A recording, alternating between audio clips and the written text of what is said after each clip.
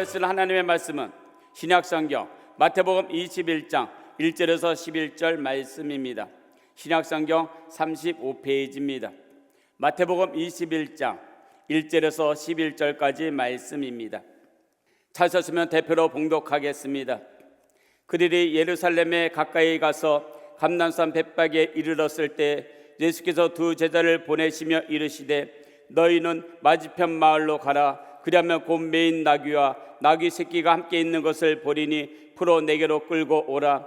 만일 누가 무슨 말을 하거든 주가 쓰시겠다 하라. 그리하면 즉시 보내리라 하시니 이는 선지자를 통하여 하신 말씀을 이루려 하심이라. 일렀으되 시온 딸에게 이르기를 네 왕이 네게 임하나니 그는 겸손하여 나귀 곧 멍에 매는 짐승의 새끼를 탔도다 하라 하였느니라. 제자들이 가서 예수께서 명하신 대로 하여 나귀와 나귀 새끼를 끌고 와서 자기들의 곁옷을 그 위에 얹으매 예수께서 그 위에 타시니 무리의 대다수는 그들의 곁옷을 길에 펴고 다른 이들은 나뭇가지를 베어 길에 펴고 앞에서 가고 뒤에서 따르는 무리가 소리 높여 이르되 호산나 다윗의 자손이여 찬송하리로다. 주의 이름으로 오시는 이여 가장 높은 곳에서 호산나 하더라. 예수께서 예루살렘에 들어가시니 온 성이 소동하여 이르되 이는 누구냐 하거늘 무리가 이르되 갈릴리 나사렛에서 나온 선지자 예수라 하리라. 아멘.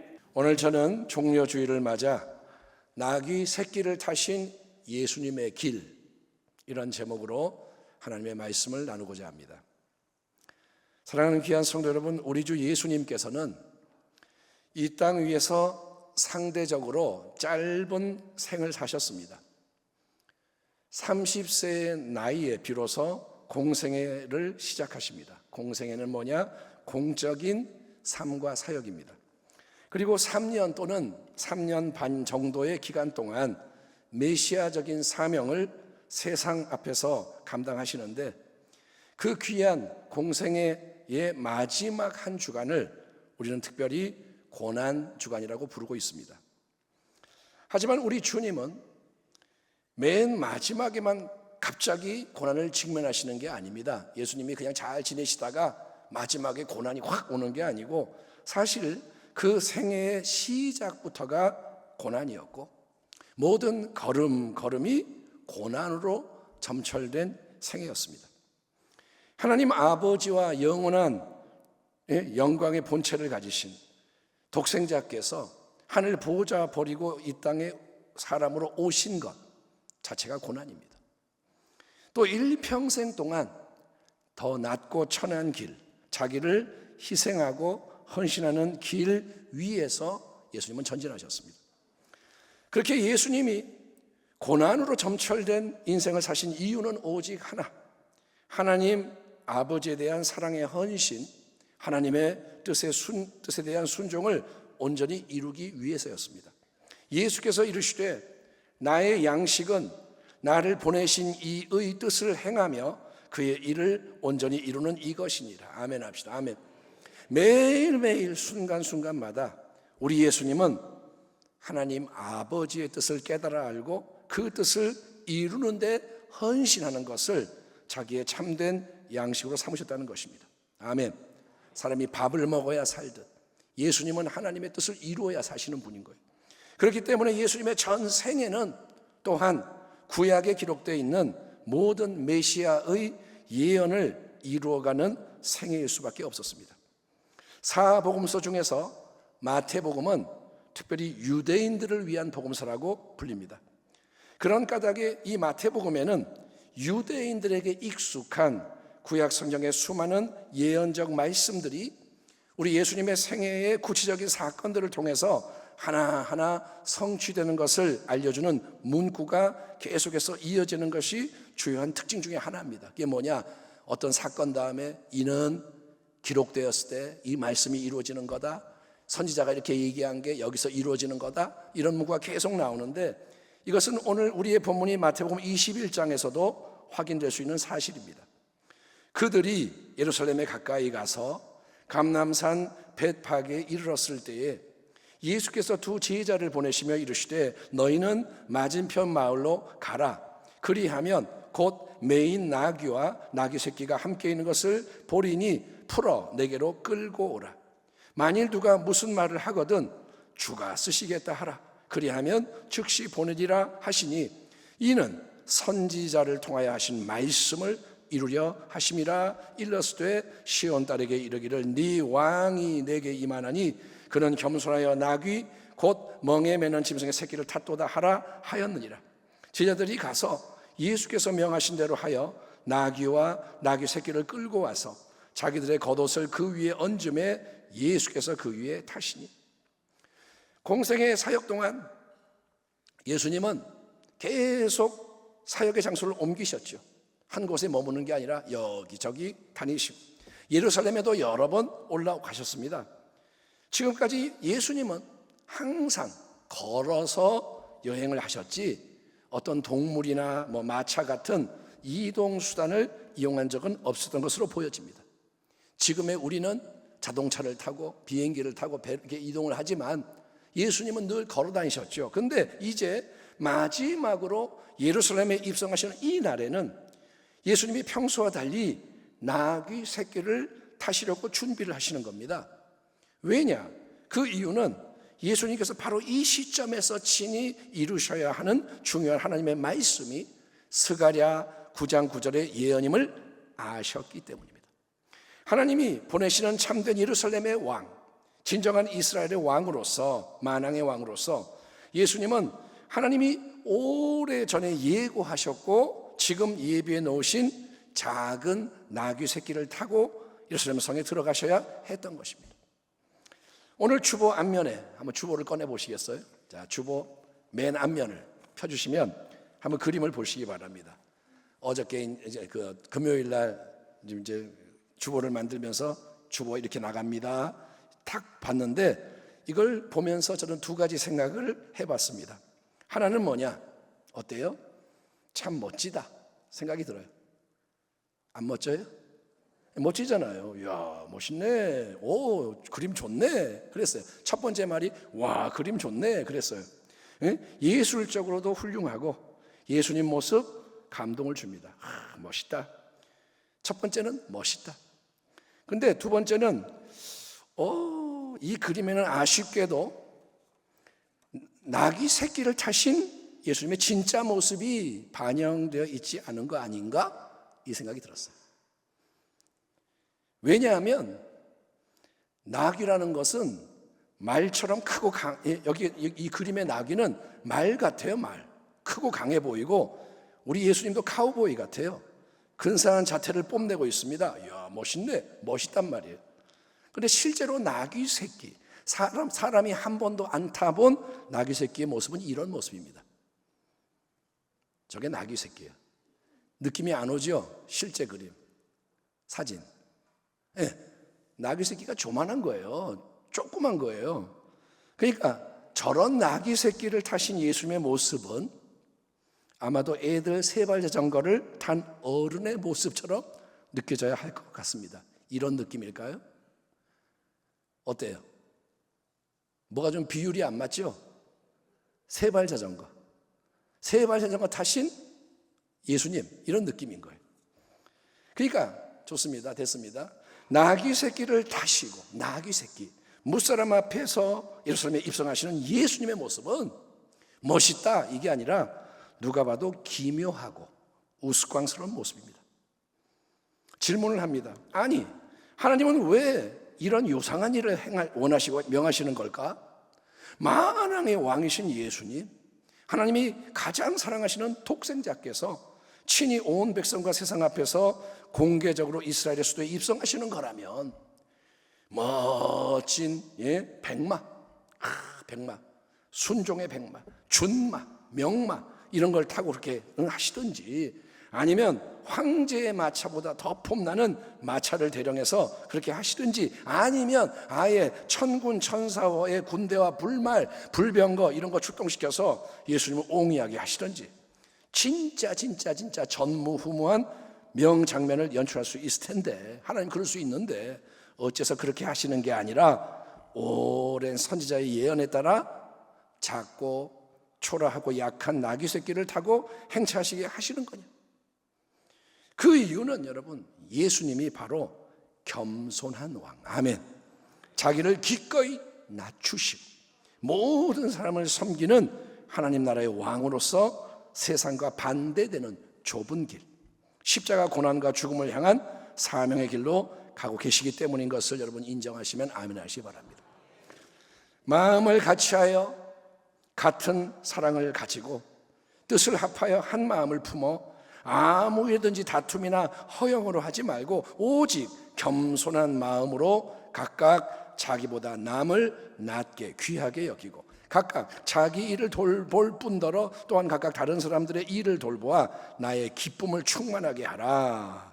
너희 안에 이 마음을 품으라. 곧 그리스도 예수의 마음이니 그는 근본 하나님의 본체시나 하나님과 동등됨을 취할 것으로 자기의 당연한 권리로 여기지 아니하시고 오히려 자기를 비워 종의 형체를 가지사 사람들과 같이 되셨고 사람의 모양으로 나타나사 자기를 낮추시고 죽기까지 복종하셨으니 곧 십자가에 죽으심이라. 아멘.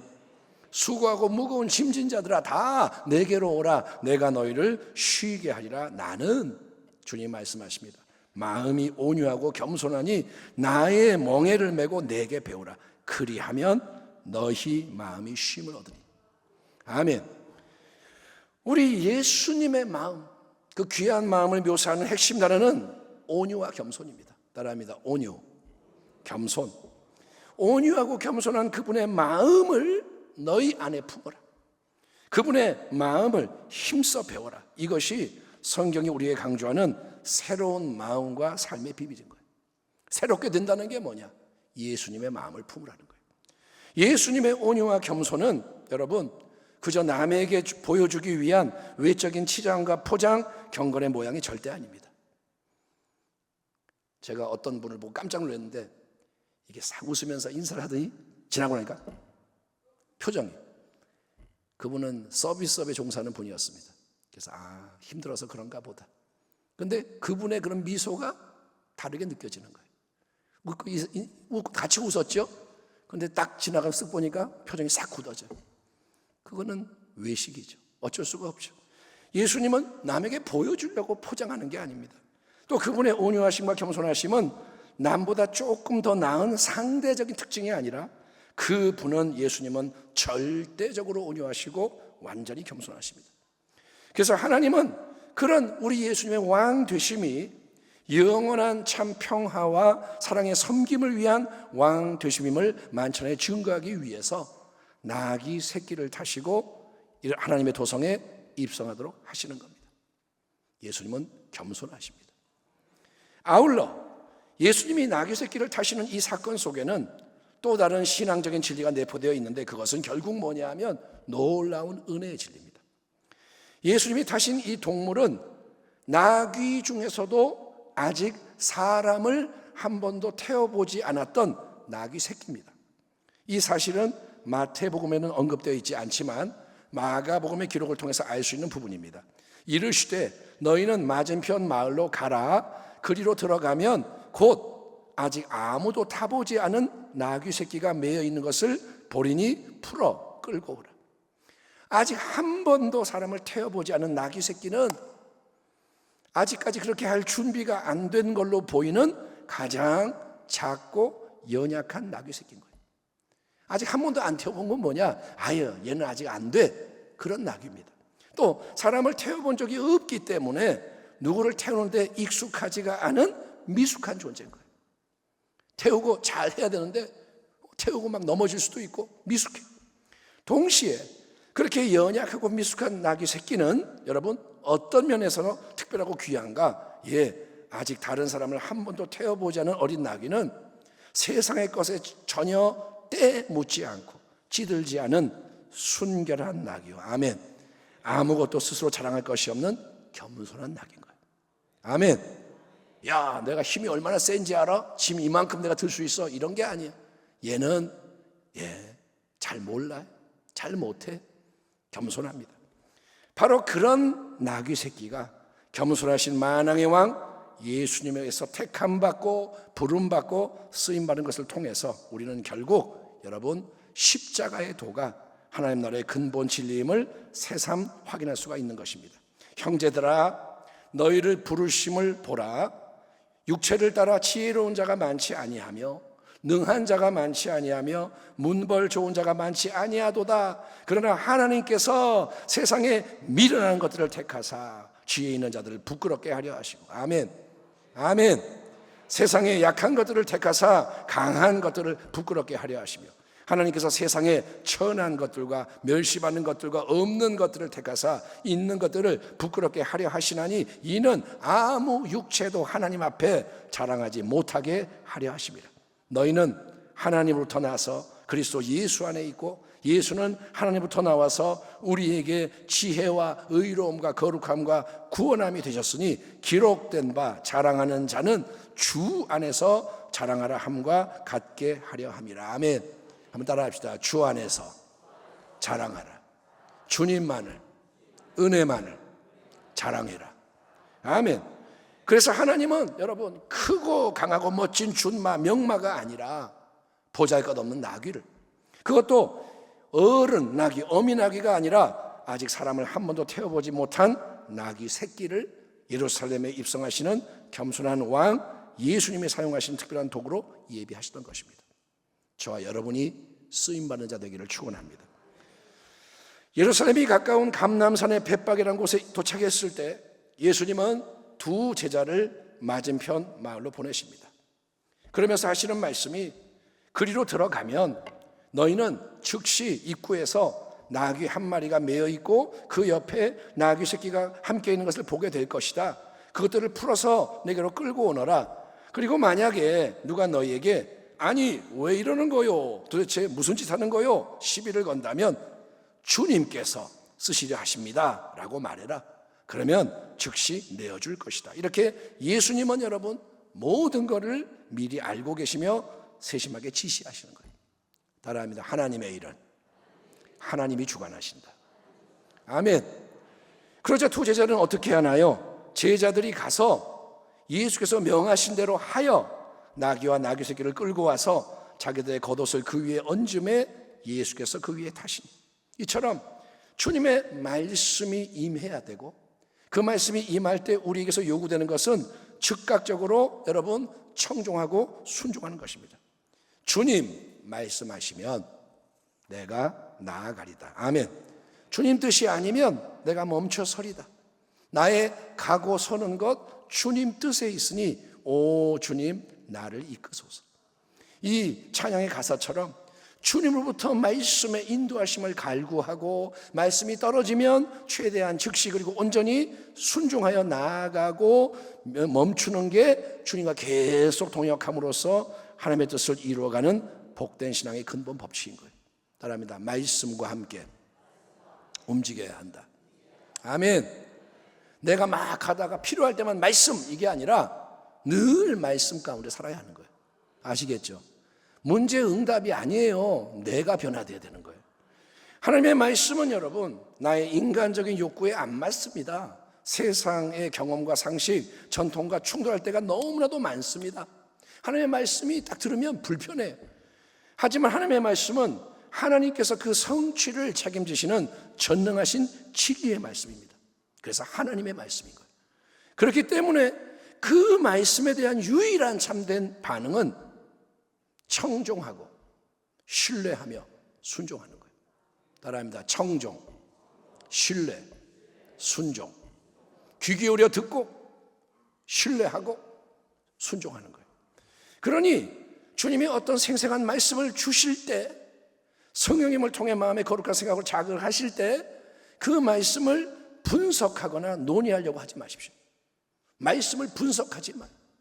말씀에 대해서 자꾸 인간이 토론하지 말라는 거예요. 사람의 생각으로 주님의 말씀을 판단하고 재단하지 말라는 겁니다. 대신에 기도하십시오. 아멘. 말씀을 받으면 기도하라는 거예요.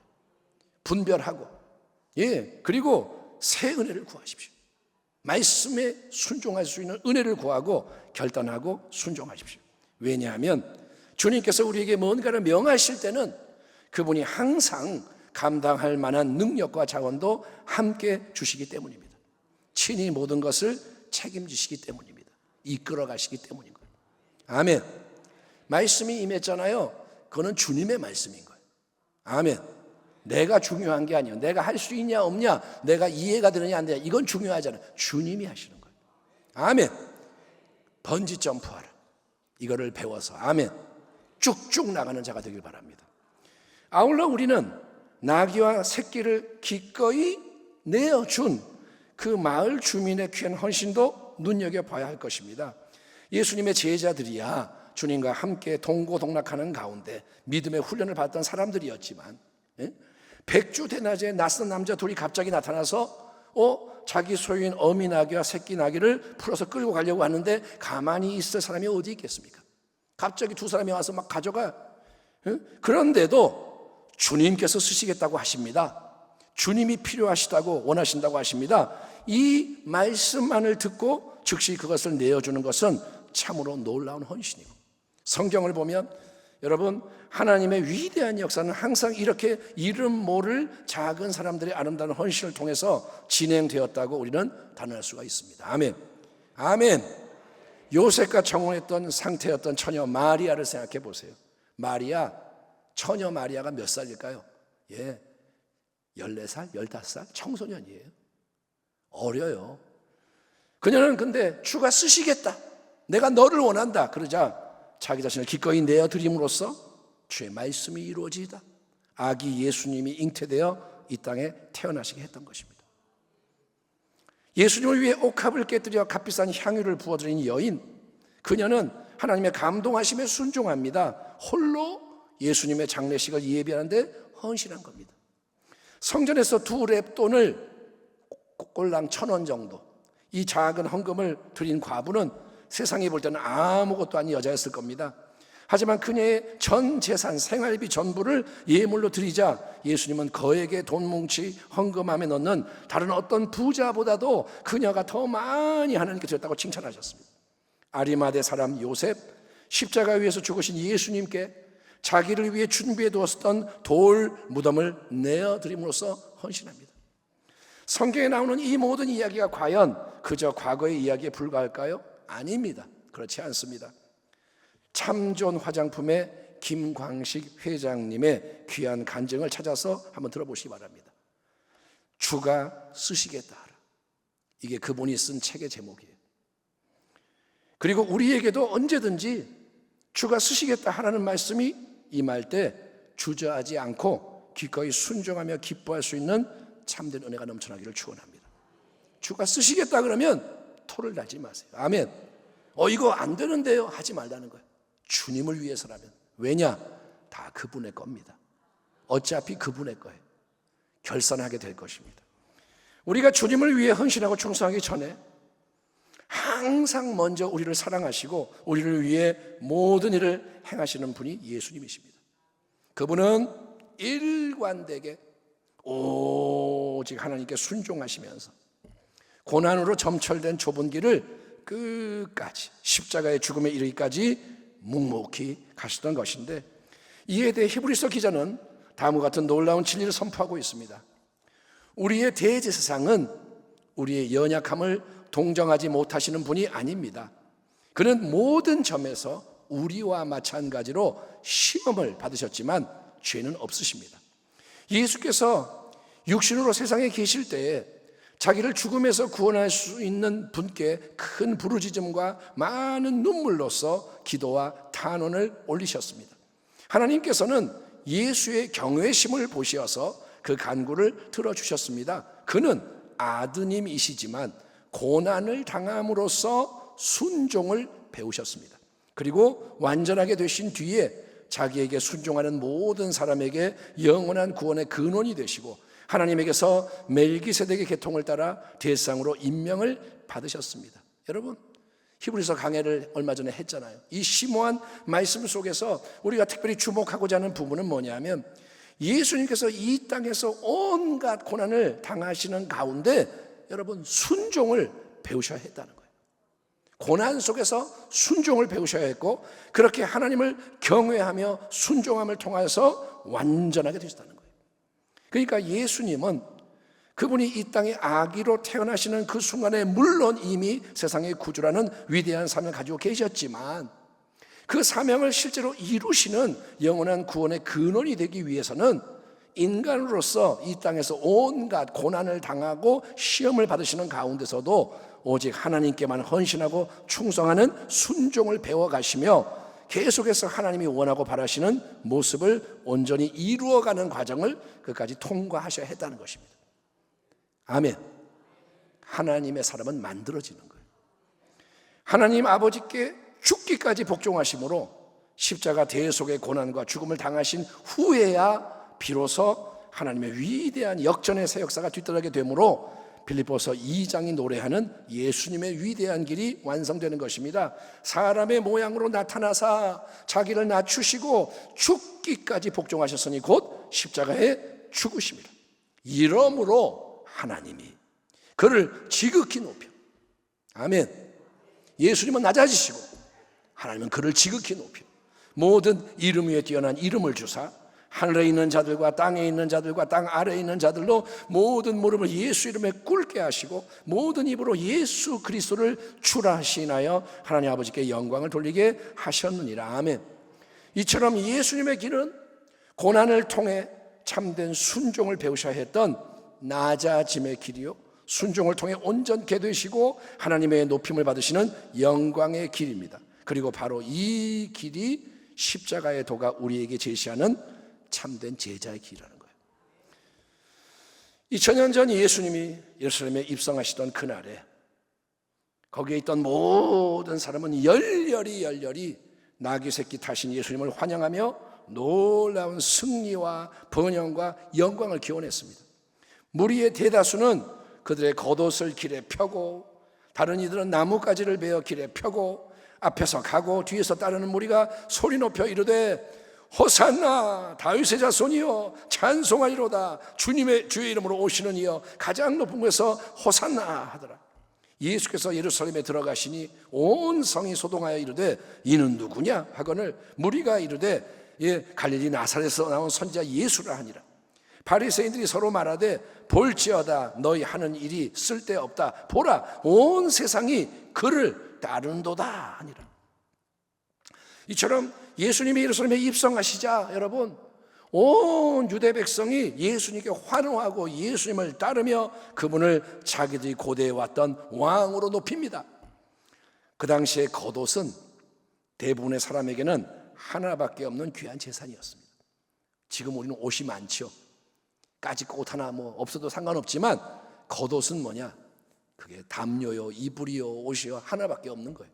가난해서 그런 겉옷을 벗어서 길에 펼쳐 예수님이 탄 나귀 새끼가 그 위를 지나가게 하는 것이나 유명한 분 왔을 때 양탄자 깔듯이 자기 옷을 쫙 깔아드리는 것이나 종려나무 가지를 베어 흔들며 다윗의 자손 주의 이름으로 오시는 이여 호산나. 호산나의 뜻이 뭡니까? 우리를 도우소서 구원하소서. 찬송하며 따르는 것은 가장 큰 칭송이며 절대 헌신과 충성의 표현인 거예요. 이들이 지금 뭐냐? 당신은 왕이십니다. 충성하겠습니다. 이러는 거예요. 그러나 막상 고난 주간을 통과하면서 불과 며칠 사이에 여러분 길이 갈리고 모든 게 바뀝니다. 그토록 예수님을 사랑했고 지지했던 것처럼 보이던 이 군중은 얼마 후 예수님을 십자가에 못 박아 죽이소서 외치는 폭도로 변해버립니다. 왜요? 예수님께 실망했기 때문입니다. 깊은 배신감을 느꼈기 때문입니다. 이야, 이제 하늘의 능력과 권세로 충만하신 이 예수님이 다윗의 후손이신 왕과 선지자로서 예루살렘에 입성하시니 드디어 눈앞에 모든 이 안 좋은 거, 힘든 거, 어려운 거 우리가 바라고 원하는 대로 아름답게 멋지게 확 바뀌겠구나. 예수님이 로마 제국의 압제와 수란을 단번에 철폐해 버리실 거고 우리 민족에게 전무후무한 승리와 영광, 번영과 풍요, 영원한 행복을 가져다 주시겠구나. 그래서 호산나 도우소서 구원하소서 외쳤던 군중이었는데 어라? 예수님은 그들이 원하는 길을 가시는 게 아니라 그들의 인간적인 기대와 세상적인 소망을 속전속결로 충족시켜 주는 게 아니라 그와 정 반대되는 길로 나아가시는 게 아닙니까? 뭐야? 이거 아닌데, 이건 아닌데, 이래서는 곤란한데, 이러려고 호산나 할렐루야 외친 거 아닌데, 이런 식이라면 거북한데, 싫은데, 미운데. 그래서 많은 사람이 예수님께 등을 돌리게 되고 결국 모두가 예수를 십자가에 못 박아 죽이는데 하나가 되었던 것입니다. 나귀 새끼를 타고 입성하시는 겸손한 왕 예수께서 세우시는 나라는 이 땅에 속한 또 하나의 세상 나라가 아닙니다. 아멘. 예수님이 또 하나의 더 좋은 세상 나라를 세우는 게 아닙니다. 그분이 세우시는 나라는 영원한 하나님의 나라입니다. 새로운 참 생명, 하나님의 은혜와 영광이, 은혜의 영광이 모든 것 가운데 충만하도록 믿음, 소망, 사랑이 근본이 되는 나라. 그래서 우리 주님은 하늘의 12군단보다 더 많은 천군 천사를 출동시킬 수 있으시지만 그렇게 하지 않으시고 대적들의 손에 기꺼이 체포되시고 재판받으시고 조롱당하시고 폭행당하시며 마지막에는 십자가에 못 박혀 가장 처참하게 죽으셔서 무덤에 장사되시는 고난의 길로 끝까지 나아가십니다. 당하시는 거예요. 아멘. 주님은 저항하지 않고 악을 그대로 당합니다. 마귀와 지옥과 죽음의 권세, 저주와 가난과 질병의 굴레, 그리고 모든 것의 뿌리가 되는 죄의 권세로부터 모든 믿는 자들을 온전히 자유케 하기 위해서 하나님의 방법으로, 아멘, 하나님이 택하신 모든 사랑하는 자들에게 영혼이 잘된 같이 범사가 잘되어 강건하며 은혜와 진리가 충만한 새 생명의 삶을 열어주시기 위해서 주님은 십자가 위에서 다 이루었다 선포하시며 죽으신 후에 사흘 만에 부활하시고, 아멘, 40일 만에 승천하셨으며 역사의 마지막 결정적인 그날에 영광의 심판주로서 이 땅에 다시 오시는 것입니다. 예수님이 모든 것의 중심이신 거예요. 그 날이 쉼이 가까운 이때 더욱더 우리의 인생의 길, 신앙의 길이 계속 갈라집니다. 지금은 신앙이 갈리는 때입니다. 또 내게 말하되 이 두루마리의 예언의 말씀을 임봉하지 말라. 때가 가까우니라. 불의를 행하는 자는 그대로 불의를 행하고 더러운 자는 그대로 더럽고 의로운 자는 그대로 의를 행하고 거룩한 자는 그대로 거룩하게 하라. 보라, 내가 속히 오리니 내가 줄 상이 내게 있어 각 사람에게 그가 행한 대로 갚아주리라. 보라, 내가 속히 오리니 이 두루마리의 예언의 말씀을 지키는 자는 복이 있으리라 하더라. 아멘. 이렇게 인생의 길, 신앙의 길이 갈라지는 중요한 때에 중요한 질문은 이겁니다. 여러분과 저에게 중요한 질문. 나는 과연 예수님을 따르는 자인가? 예수님 따라가고 있습니까? 예수님 구경하고 있습니까? 따라가고 있습니까? 왜 예수를 그러면 따르고 있느냐? 어디까지 예수님을 따라갈 거냐? 이게 질문인 거예요. 예수를 따르고 있느냐? 왜 따르느냐? 뭘 바라고? 어디까지 따라갈래? 예수님의 참된 제자는 나귀 타신, 새끼 타신 그분을 끝까지 따르는 자입니다. 자기를 부인하고 날마다 자기 몫의 십자가 지고 주님을 묵묵히 따르는 자입니다. 아멘. 그 속에서 마음이 주님의 마음으로 변화되어 가고 주님을 나타내는 자, 속에서부터 주님의 빛이 발산되고 주님의 향기가 풍겨나며 주님의 열매가 맺히게 하는 자가 제자입니다. 아멘. 예수 나를 오라 하네. 예수 나를 오라 하네. 어디든지 주를 따라 주와 같이 가려네. 겟세마네 동산까지 주와 함께 가려 하네. 피땀 흘린 동산까지 주와 함께 가려네. 심판하실 자리까지 주와 함께 가려네. 주의 인도하심 따라, 주의 인도하심 따라 어디든지 주를 따라 주와 같이 가려네. 아멘. 3주 특별작정 새벽기도의 마지막 주간인 올해 고난주간을 이제 맞이하게 됩니다. 이 마지막 고난주간을 한 주를 통과하면서 우리 모두가 진정으로 예수님이 누구신지를 알고 그분을 사랑하여 오직 그분을 따르되 끝까지 온전히 따르며 승리하는 참된 제자, 복된 성도가 다 되었으면 좋겠습니다. 그렇게 하지 못한 것에 대해서 회개하고, 저도 회개하고 여러분도 회개하고, 아멘. 회개를 기분 나빠하지 마요. 회개가 살 길인 거예요. 회개야 숨통이 트이는 거예요. 새로이 결단하십시오. 작은 순종의 걸음을 내딛으십시오. 감동이 오면 순종하라는 거예요. 아멘. 그래서 그리스도와 함께 거룩한 고난을 받은 충성된 자들로서 그리스도와 함께 또한 영원한 무한한 영광을 유업으로 상속받는다는 약속이 우리에게 온전하게 성취가 되고 오직 하나님 한 분께 모든 영광과 존귀와 찬송이 영원토록 돌려지기를 소망하며 여러분을 축복합니다. 예수님을 따르는 자 되기를 축복합니다. 기도하겠습니다. 하나님 감사합니다.